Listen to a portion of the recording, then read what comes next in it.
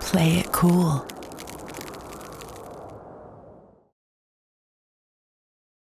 Hi everyone! Great that you're joining us for the Starship Corporation livestream.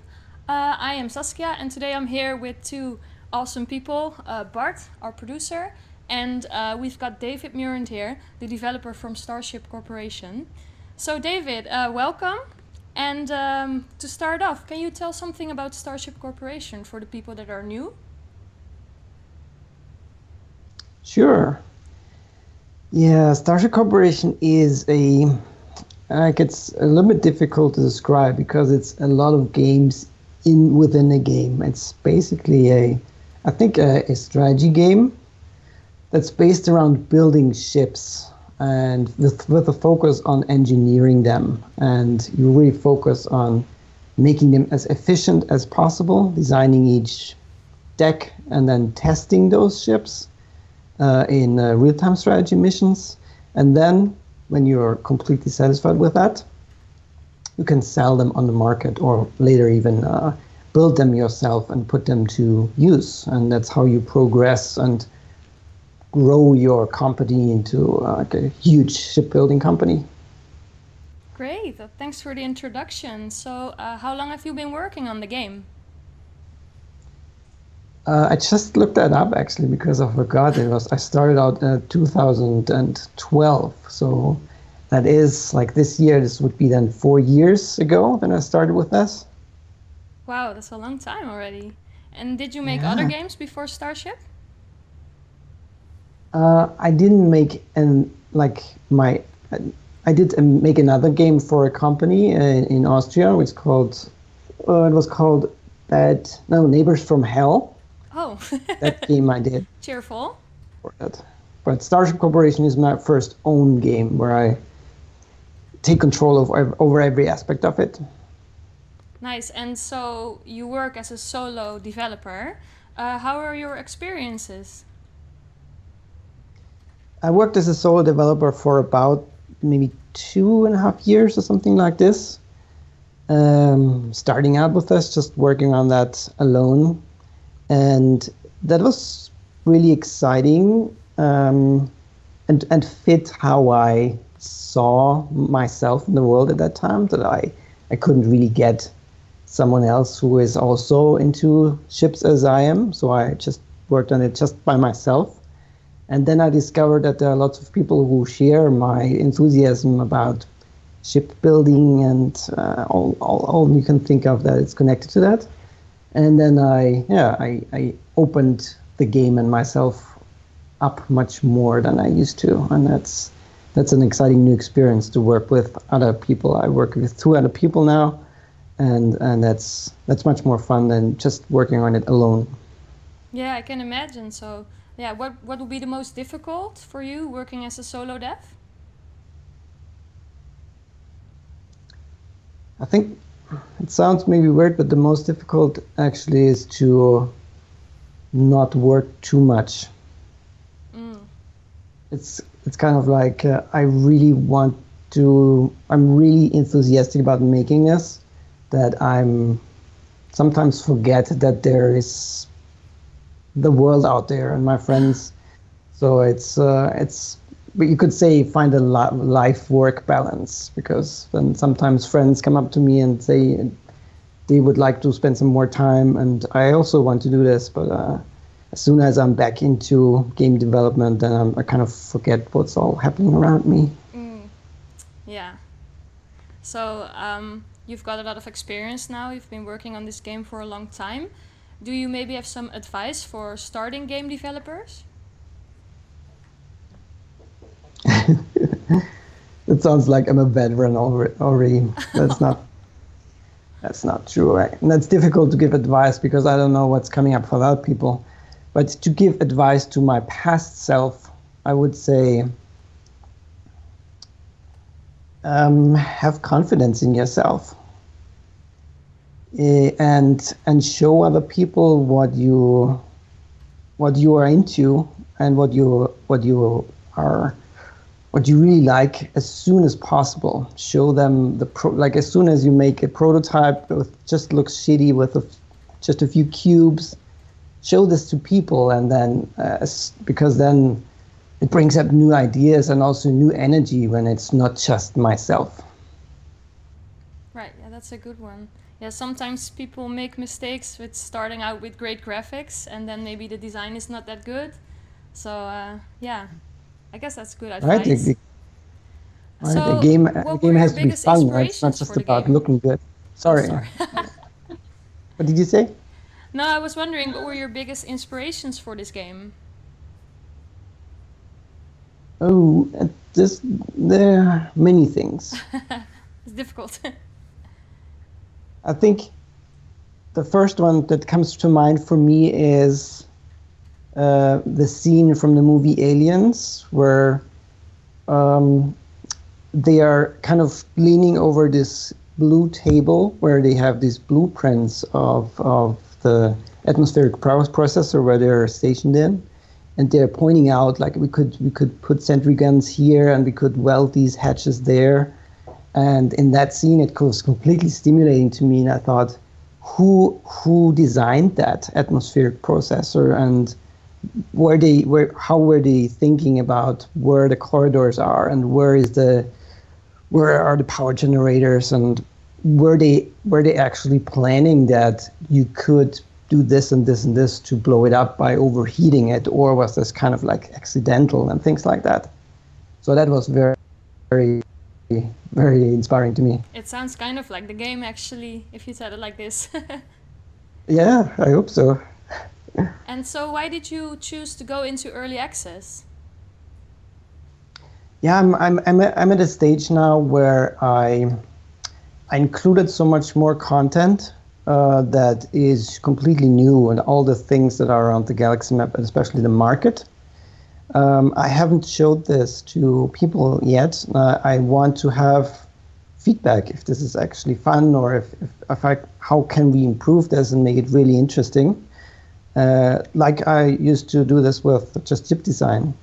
And so I'm really excited to show all these new parts that have been added in the last months and years to the public.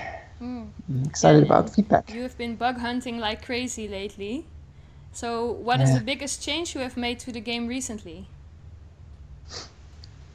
I think the biggest change based on closed testers was actually to change the market, the bidding process, that you not only bid for a contract that you want to get with kind of your payment, like kind of undercutting other people, but also with a already made ship.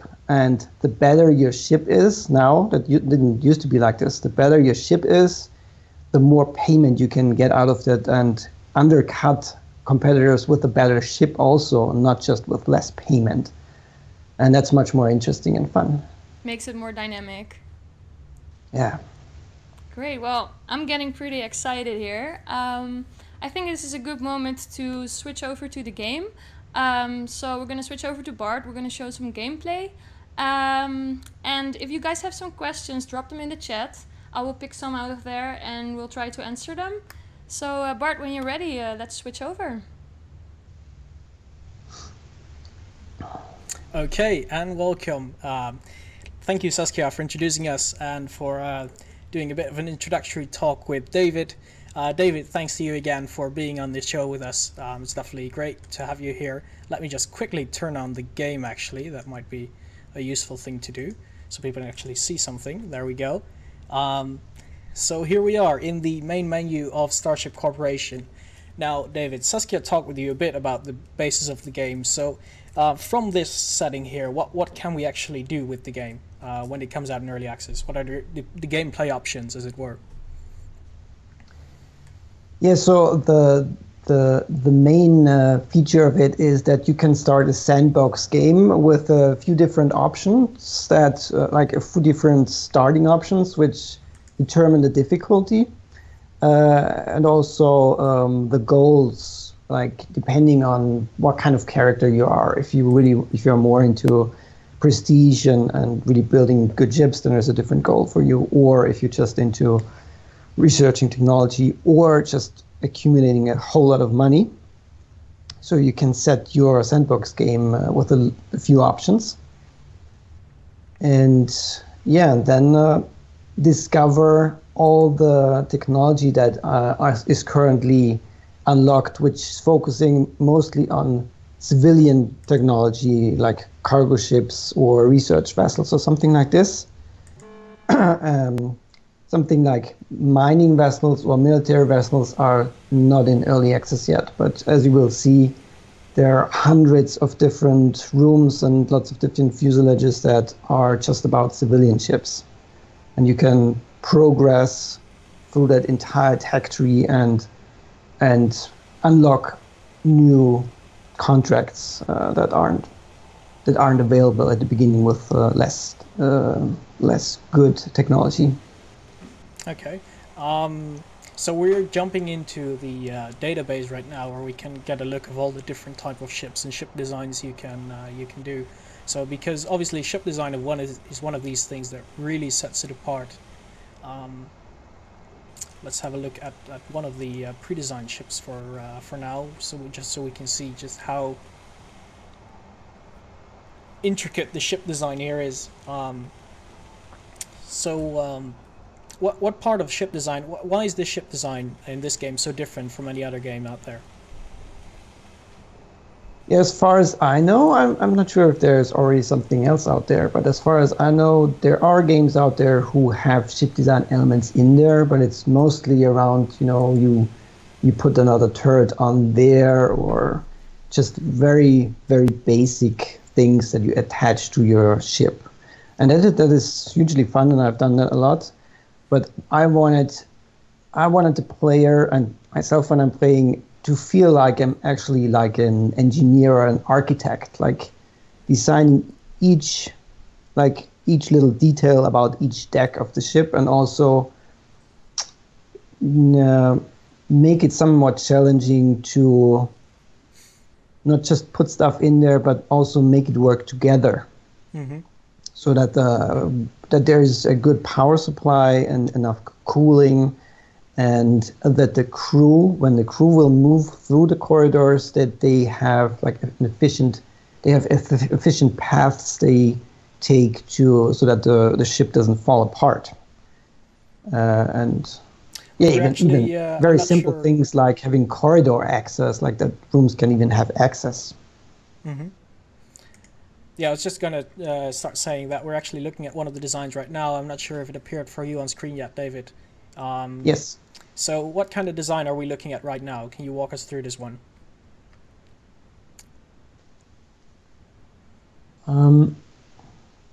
It looks to me like it's interesting that the fuselage that's used here, that's actually, the fuselage is built for a racing ship. So it's designed to be very lightweight and with lots of slots for engines. Mm-hmm.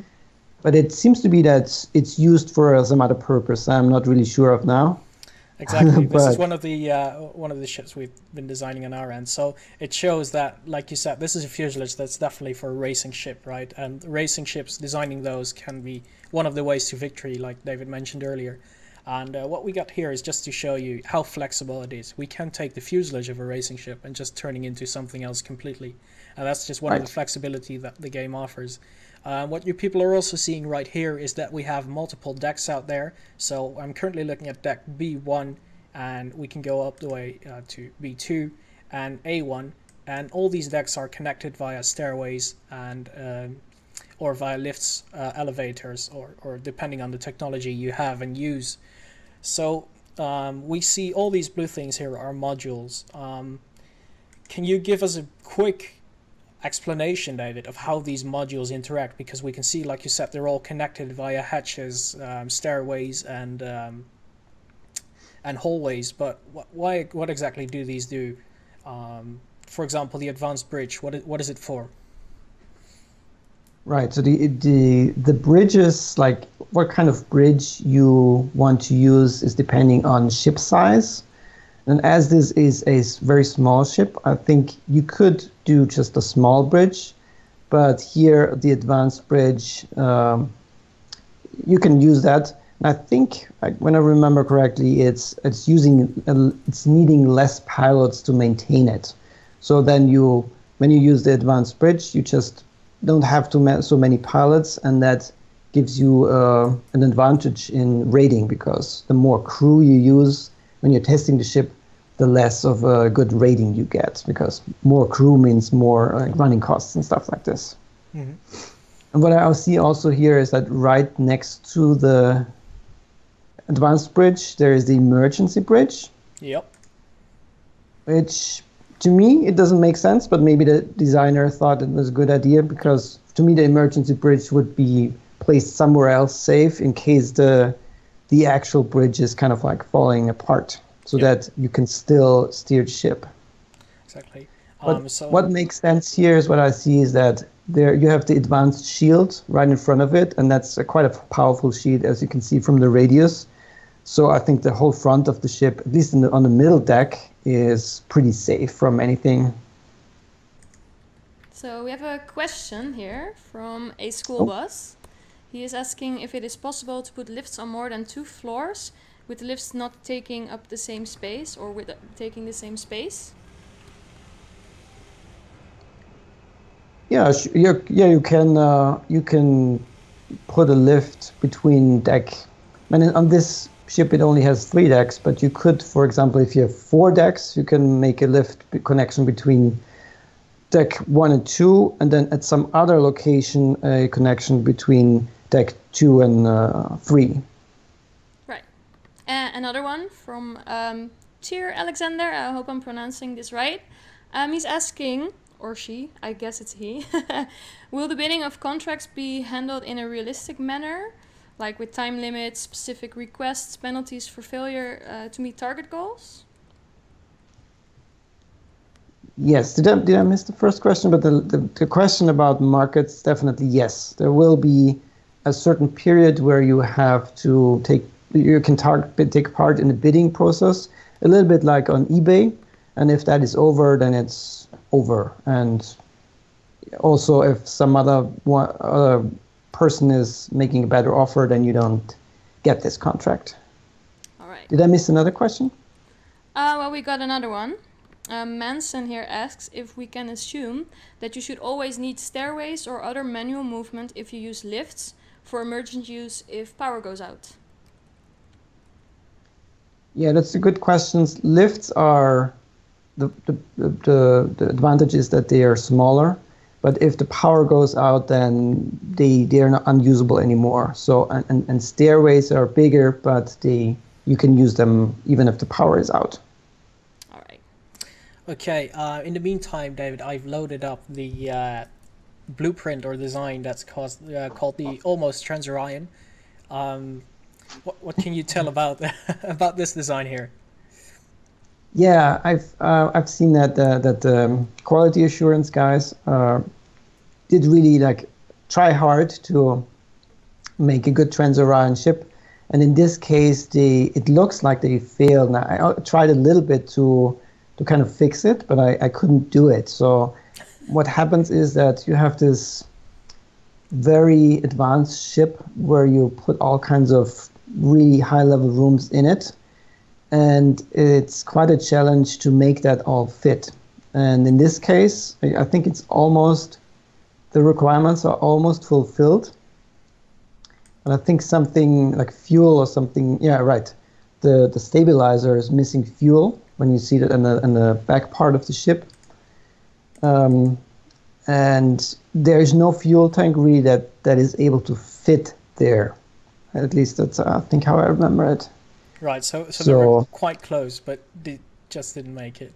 So this Trans-Orion, this is one of the victory conditions, isn't it? If you choose to be it so. Yeah, so I'm really curious what kind of different solutions people come up with to make this work.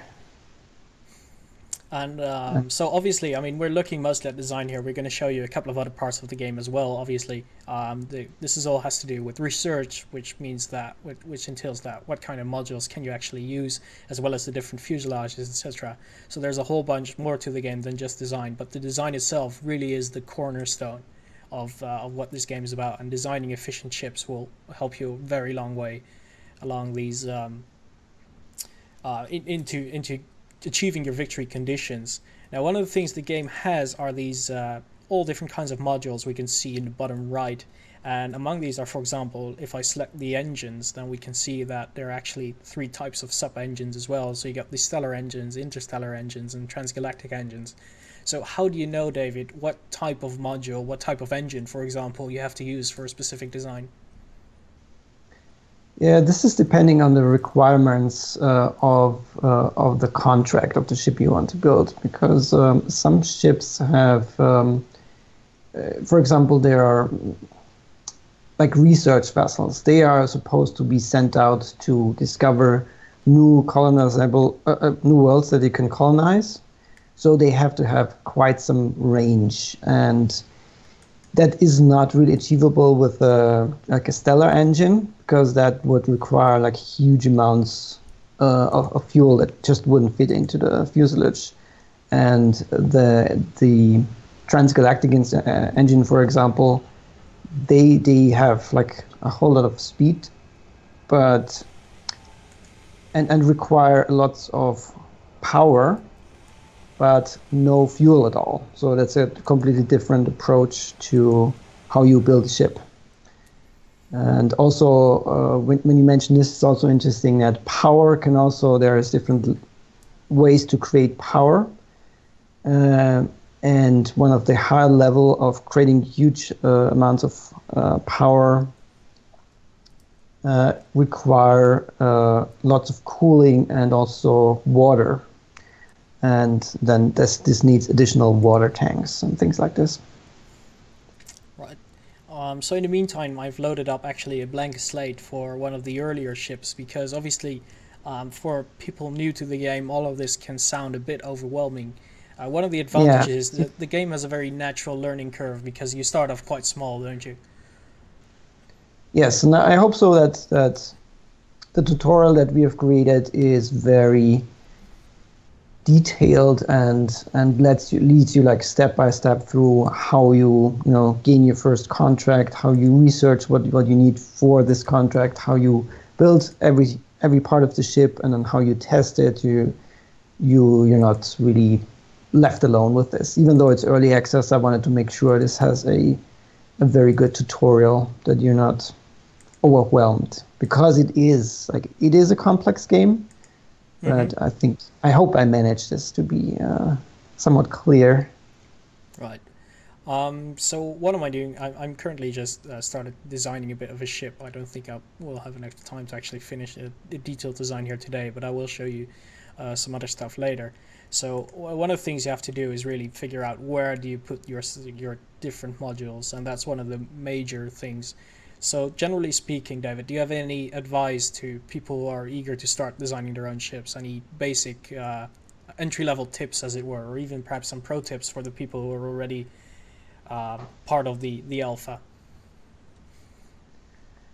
Yeah, I think the most important hint is to use the message panel that you see in the middle, top in the middle, because that is almost like a tutorial, because it's telling you whenever there's something unfulfilled, it lets you know, oh, this is missing now, and now this is missing, and when as you start building things. For example, as soon as you build crew quarters, then the software, if you will, lets you know, oh, you have crew members, now you need some air, and then it kind of helps you step by step to figure out what's still missing. And that can be a bit of a back and forth in finding out, oh, I'm needing this now, and then you don't have space, and then you kind of need to roll back. But then, like, after you build a few ships, I think you get some kind of feeling of what would be better to build first, and then what would be best to build last, and things like this. Okay, I think that's very useful actually, and it's like David says, the list, as it were, of things your ship requires and things your ship already has at the top is dynamic, so it changes every time you place a module, if something changes in there. So it's a very useful way of going, of tracking how far you are along. The other thing obviously is that to the right we got, and let me go in full screen for you for a bit here. Is that, oh, there we go. Is that to the right here we got the full list of what actually is required for this specific ship based on the contract you're trying to sign. So that's also something obviously that you take into account. So your ship has to be fast enough, obviously, because the guy using the ship needs a specific speed. So that's all stuff you have to take into account. Exactly. And then as you're building it, you see that there are a whole bunch of icons popping up, and that means that all these rooms need power, and some of them need cooling, then some of them maybe need water and air, and by these icons you will be able to see what's still missing as well. David, I have another question from the chat. Yeah? Another one from Alexander. Will you be able to test run your ships or see them in action before you complete your contracts? Yes, that's even a requirement. You have to go over to crew management, which I think we will see later as well. And the ship needs to have a certain rating in specific categories in order to even fulfill the contract. Because you couldn't just say, "Oh, I built it," and the customer doesn't even know if it works. So you need to prove to them by going through the simulation process that the ship actually is a useful tool for whatever they use it for. All right. I hope that answers your question, Alexander. So in the meantime, I'm actually showcasing a bit what David was telling you about. So I placed my engine initially. Obviously, the engine demands fuel, so I had to place fuel tanks.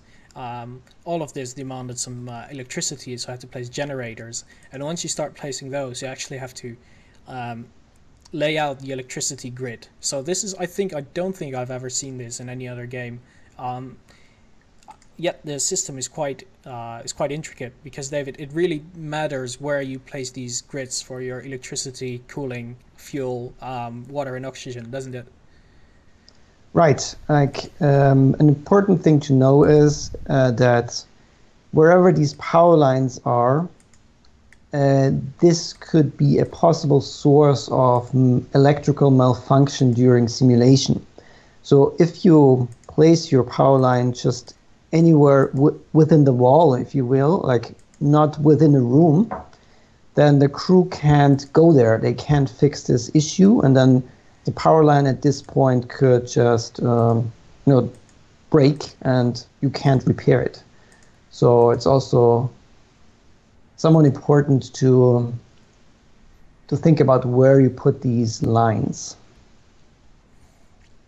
Okay. So in the meantime, I'm just continuing to build about here, although I think it could be nice to show some more of the game, so I'm going to leave this right here. And actually, I'm going to load up one of the games I recently started, and with Starship Incorporated, which is going to be the biggest starship company that ever existed. I'm sure of it. So David, what are your plans for mod support and Steam Workshop integration? Yeah, that's at the moment this is a bit early to think about that, because I'm really into fixing all kinds of bugs. I hope we can really make this a useful tool for players to exchange their ship designs. That would be really exciting if they could, like, if they build something which they think is really extraordinary and then share that. And for me, this would be just so fun to see what players are coming up with. And if, I've seen that some people really value symmetry, for example. If they really want to design beautiful ships that just look beautiful when you look at them, or some people are just have some kind of approach that I would have never come up with, like really unorthodox but very efficient. So that would be very interesting. I hope we can do this. Great. So David, I loaded up my save and we're currently looking at this Galaxy screen. Obviously, this is a fairly new game. My company has just started, but what can we expect happening on this screen as the game progresses? Yeah, that's interesting to talk about because at the moment there is not a lot happening. But what I hope to get in there pretty soon is that you will also see a lot of traffic of other ships and companies putting out their ships traveling actually to other places. We have prepared that, but it's not ready yet. So you can see just by looking at the map uh, where are the really prosperous worlds and where is kind of like the development of of mankind going towards. Like you will be able to see, oh, there are colonizers going there, and there's a new world just being discovered, and they're just developing this new world. So you can a little bit guess where the new great contracts will pop up. Because if you're either part of discovering a new world because you have built a research vessel, or it just happened, then you can already prepare by building cargo ships that will be needed to bring all the stuff there. So, and what is important is to know is that at the moment it's just the solar system where you have your office or headquarters. Mm-hmm. But as soon as new worlds will be discovered, you can decide if you want to build a new office or headquarter there, and every new office means access to a new market. And some worlds might have like just more interesting or more profitable contracts, and some worlds might even, their economy might crash, and then there isn't anything to do there anymore. So it's important to know where the good market is. Okay, that clears up a lot. So we can see a whole lot of stuff happening there as the game progresses, and obviously as early access progresses as well, because this game is going to go into early access. It's not going to be a full release immediately, and that also means that our community can very much be a part of where this game's heading. In the meantime, I've loaded up the research panel because you mentioned how research actually impacts what you can do, both when it comes to designing ships, but also you mentioned when stuff like exploration, being able to take on more difficult ship designs for your clients, meaning you can make actual more money. So how does the research work? Can you walk us through that? Yeah, as you can see here, you have like this whole, like all these different categories. Like, for example, like some of them are about core modules, like bridge or computer room, things like that, or even something like navigation. Then engines, thrusters, that's around maneuverability. Then the whole power, like what kind of power generators do I want? Cooling generators, and offensive equipment, which we don't have in yet, but defensive equipment like armor or shields is in there. All kinds of storage equipment, which includes just cargo rooms, but also all kinds of tanks, fuel tanks, air tanks, water tanks. Then all kinds of crew quarters. Then something like landing gear, which is extensions, and also, of course, the fuselages. Like you will be able to research new fuselages that are maybe they offer more room, or they have even more slots for engines, or are more lightweight or something like this. And yeah, you have lots of categories to choose from where you put your money, right? Because this research is quite costly and also requires some time. So remember, we're talking about that contracts have only this window where you can bid for them. So you need to prepare to have already the required technology, because it doesn't really match up when you find a contract that you're interested in, and then you research for months and months to have what you need for to fulfill that contract. So you have to strategize a little bit where you put your hard-earned money. So I have another question from the chat. Um, They're asking if space exploration is going to be a component of the game, as in finding new systems or galaxies that will lead to any sort of diplomatic gameplay. The first part of the question, I would say definitely yes, because as you can see here in the list, there are contracts that are about discovering new worlds. So everything that says research ship or research vessel, there you can see that some other company wants to send out a ship to scan new worlds to see if they are profitable or not. And at the moment, you can design a ship for them and then sell your design. Later on, you will also be able to just do that yourself. You build a research vessel and you send it out to whatever world you think is good, and that's fulfilling a contract where someone says, I really want this world to be discovered. So in this way, yes, this will be about colonizing new worlds. But what I don't think will be part of the game, like it is in 4X games, that you then discover aliens or something and have the diplomatic connection to them. This is not how the game will work. Mm-hmm. It's very different in that way. And Manson also asked, is the entire galaxy colonized from the start, or will expansion happen over time? I think what I want to do is to be able for the player to choose the level of how much it has already been colonized.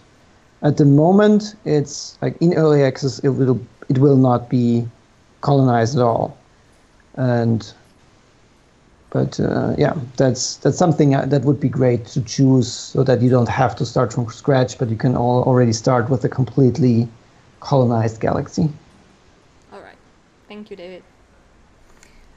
David, we're looking right now at the market screen, and right. One of the things what I did was place a bid for one of the vessels, this being a small one. So I'm looking at the bidding dialogue right now, and there are quite a bit of options there that you can tweak in sliders that might confuse some people out there watching. So could you explain a bit what they are and how they work and how they affect the success rate of your bid? Right.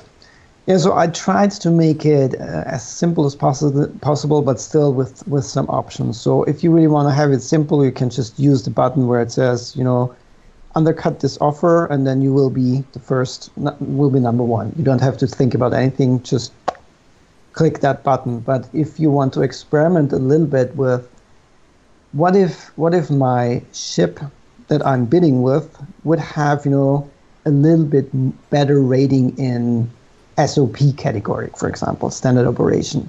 Would that give me how much of advantage, or how much more money would I get, basically?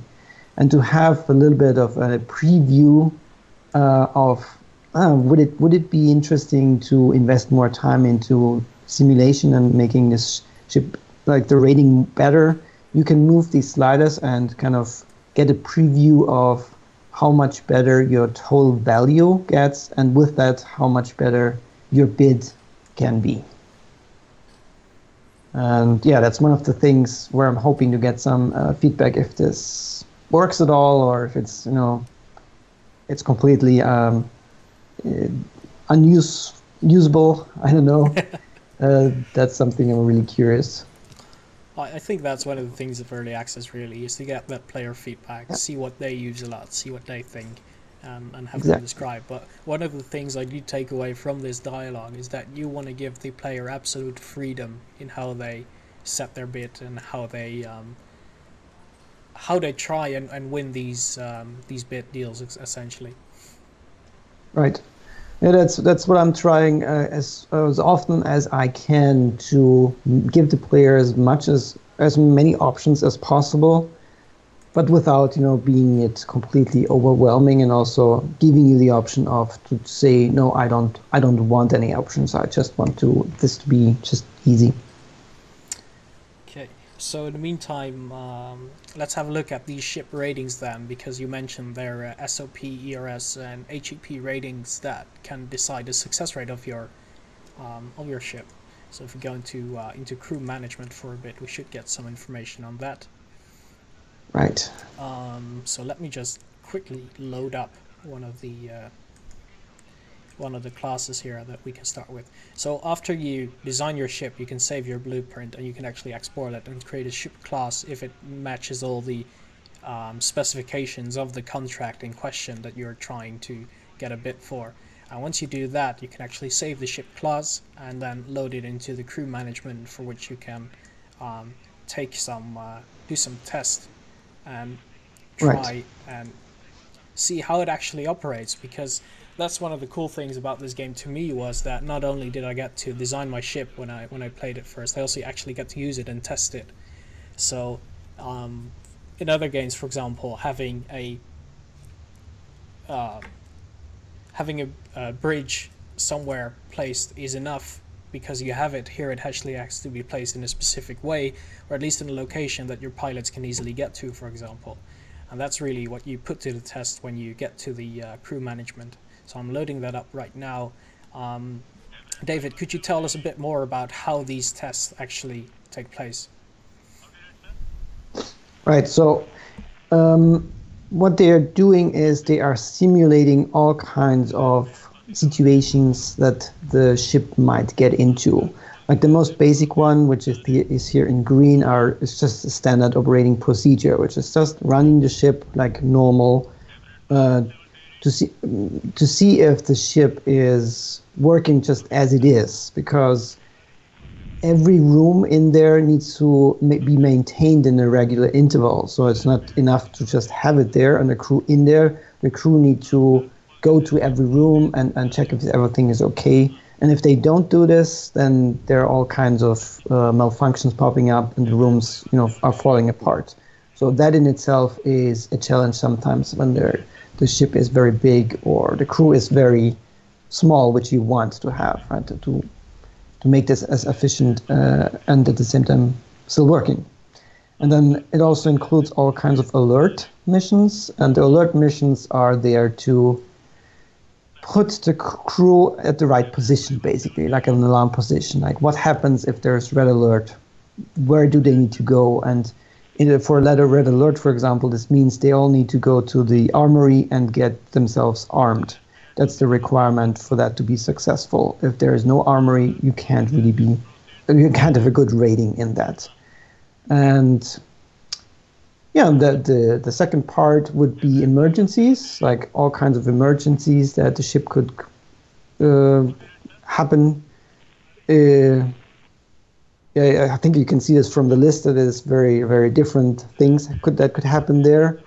And they offer different challenges for the ship, because some of them require, just lots of shields. But other missions, there is just a power outage, and then the crew needs to fix things very quickly to be back online. And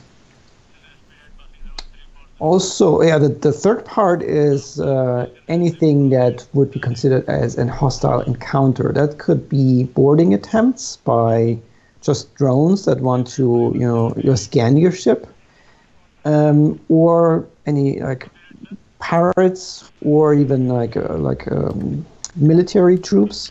And that's kind of like an increasing difficulty. Can your ship be defended against an increasing number of enemies, and also increasing difficulty of enemies? And but it's a little bit, I think I tried to make it challenging in that, yes, the enemy can be from outside, and they are docking onto exit hatches or any kind of opening in the ship. But the enemy could also be from within, for example, with the mission Mutiny, that your own crew is kind of turning against you or against the computer, and then the mission is it's completely different, because then the enemy is already inside, and you need to deal with that. So that's also then depending on the ship design, how easy or how challenging these missions are. So as a player, do you have to test your ship in all these situations? Collision warning. You don't have to. That's depending a little bit on the contract requirements. Some ships, if this is just a cargo ship or a research vessel, they might not care so much about hostile encounters. So it's mostly around standard operation and to be ready for emergencies. But if it has a good rating for hostile encounters as well, then this is just a bonus for your bidding. It's just adds to the total value.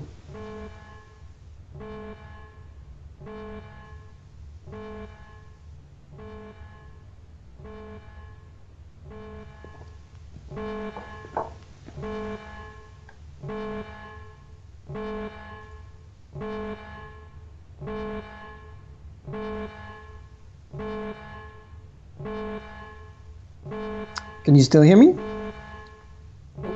Well, I was actually talking with one microphone muted. Excellent. Sorry for that. So I was just showcasing one of the missions right here, and it's not going splendidly. And I need to seal this door. Why can't I do that? Oh, as I can see you're testing the ship if it's capable to take on some asteroids, right? Exactly, that's what I'm doing here. In the meantime, I'm doing a bit too much at the same time, so I'm not operating as I should. So above we're getting some hits from asteroids, below that it's still fine, but there is a hull breach, so we need to do something about that. So these guys can't fix it, so we need to get some technicians up there, I think. Yeah, in this ship, you will have the problem that it doesn't have any shield or even armor in the front, so it will, suffer a lot in the front. And as you can see, as soon as there is a hull breach, then there is a pressure drop in all compartments that are connected to that, and that's why the color changes to yellow. And that also means that you're losing air all the time. Yeah, so we can actually see that happening right now. So what I'm doing, I ordered actually some of my pilots to suit up already, and I sent some technicians, we have a breach below that now as well, to seal off these hatches, although it's actually not enough. We need to seal off this one as well. So, and this also shows that the way you design your ship, with the way the place where you locate these different modules, very much dictates how long it takes for your crew, for example, to be where they really have to be. So we start fixing here. We got a spill again here. This guy should have suited him up first, to be honest. Yeah, if they don't have any suit, then they will suffer a lot from the loss of air pressure. So this is definitely something you want to prepare your ship for. It's these type of things. So it's not just the asteroid field. You got the power shortages, you got fire breaking out. Obviously, your contractors want to know how your ship handles in different situations. So for people asking like, how are you going to test your ship? This is the way you have to do it. So while you're simulating these difficult things and these modules being destroyed and damaged, you try to get your crew to operate as efficiently as possible, still manning the engine, still performing the general maintenance duties. And it's a very good point here being set in the chat by who is it there, by Mr. Puchka, that setting your core, some of your core modules in the very front of the ship might not necessarily be the best idea. Right. You can see in the upper left, you can see like how your rating is put together. Like it's depending on if your crew gets injured or if someone dies even, God forbid, then this is really like bad for your rating. Also like the number of crew members or how good their morale is. And morale, for example, is also dependent on your ship layout, because if they don't have something like a galley or a sick bay, then morale is less, like right from the start. And one of my guys actually died because of the breach. So there we have our first death here. This is actually contrary to what the rest of the game is. This is quite a stressful, it can be quite stressful part of the game, where you really have to focus, and talking at the same time while you do it is not necessarily the best way of playing it. So Yeah, it's while quite challenging for you, huh? it actually is. I also got a couple of Marines here, or military guys. What do they do? The Marines, they are, if there is no hostile encounter, they are very good firefighters. So as soon as there is some fire popping up because of their suits, how their suits are created, they're very armored. They can put out fires really fast without taking a lot of damage. If there is any kind of intruder in the ship, or like even alien organisms, then of course they are the best people to use against. The other crew can be armed, and they also have suits, but of course this is nothing compared to the troops on board. I wanted to mention if the game is too stressful, if there's too many things going on at the same time, which I personally don't like when I'm playing a game, I put in there a way how you can slow down the game. It's in the upper right corner where you have this plus and minus buttons. Mm-hmm. You can just basically slow it down or even pause it to gather your thoughts and then make some really good decisions without panicking. Yeah, so you can actually make these decisions while the game is paused, right? Yes. Yeah. Okay, so let's end this one real quick and have a look at some of the other missions we can do, because like I said, they're quite a while. So I really like this one because you can see the asteroids just coming about your ship, ramming you either upper or lower deck, and really causing some damage to your ship. And if you have all your core modules in the front, then it's definitely an issue. You will get hit on something like that sooner, so it's good to have some soft modules here, or perhaps even no modules at all, to have some kind of cushion or some kind of pillow, as it were, to really take the damage. So in the meantime, I'm going to end this mission right now. I'm just going to see some of the other missions we can also do right here. So I got a mission failure, obviously. We managed to do the mission for some time, so your score ramp up every minute you survive, as it were. Obviously we had an actual casualty which causes a major score reductions, which makes a lot of sense. And the other thing is the crew size. Can you tell me about that, how the crew size negatively influences your score? I don't know what the actual rate is, but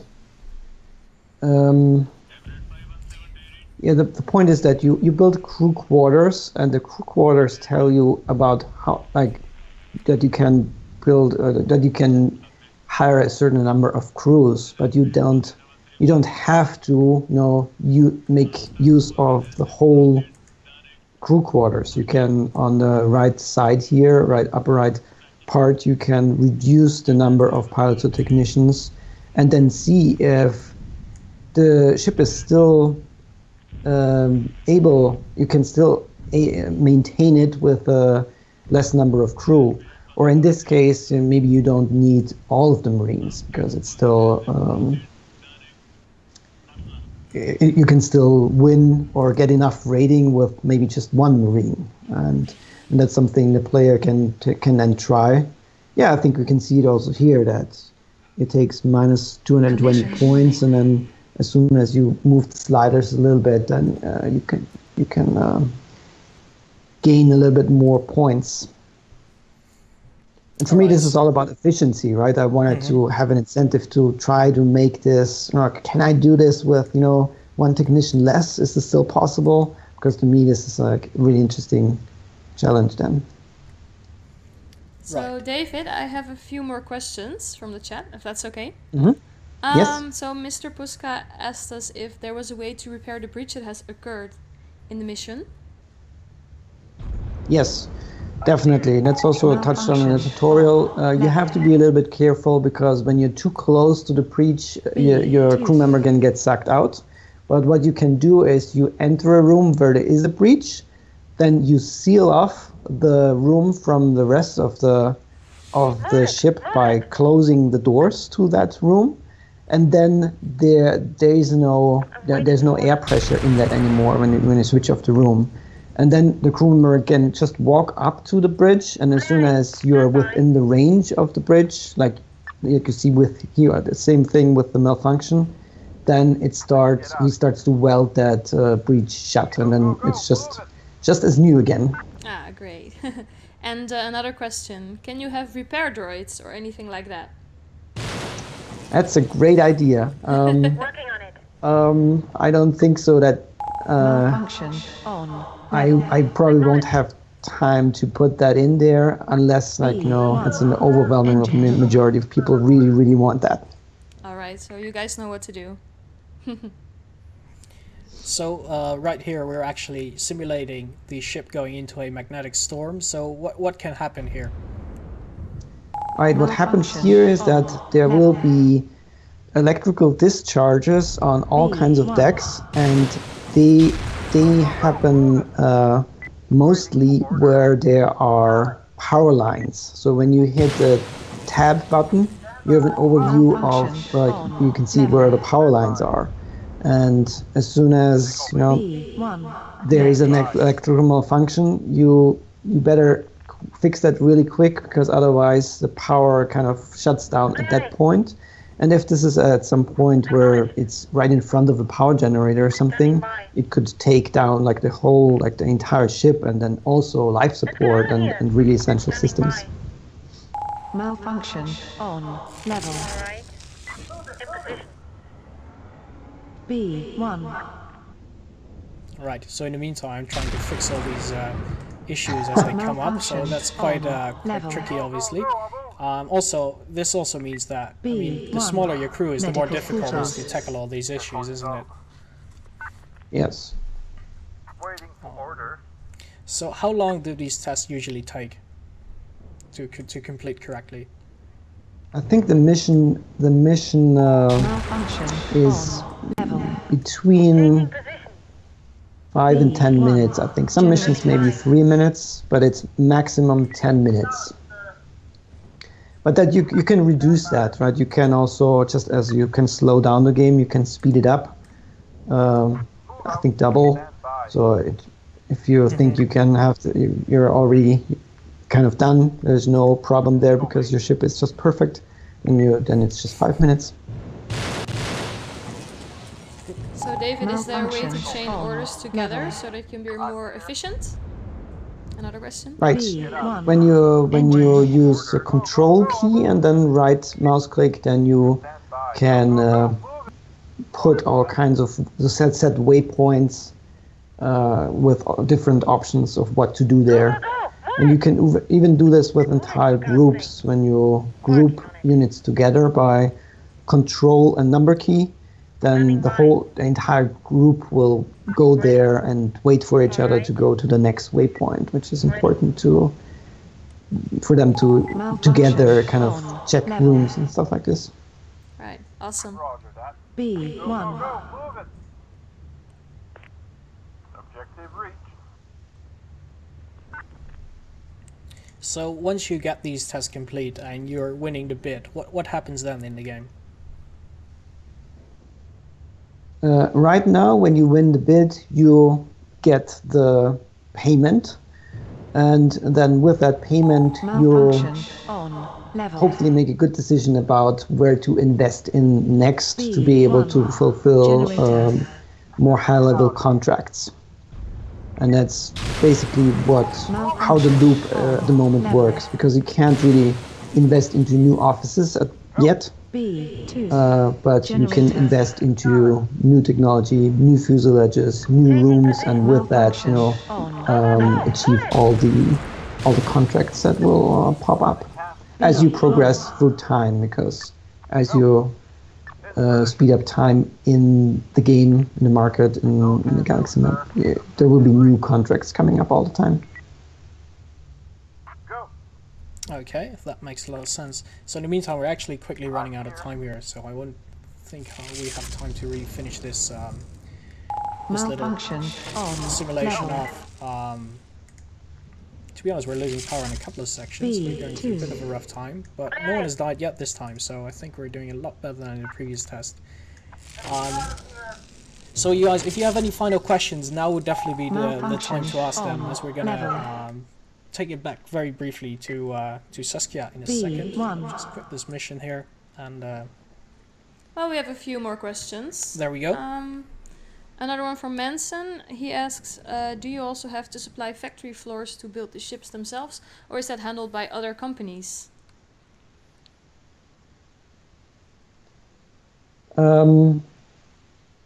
Oh, you mean your question is about the shipyard, I guess. I guess so. Yeah. I thought about that at some point. I made a prototype about this, and I would have loved to put that in there to actually manage the shipyard itself as it is building the ship.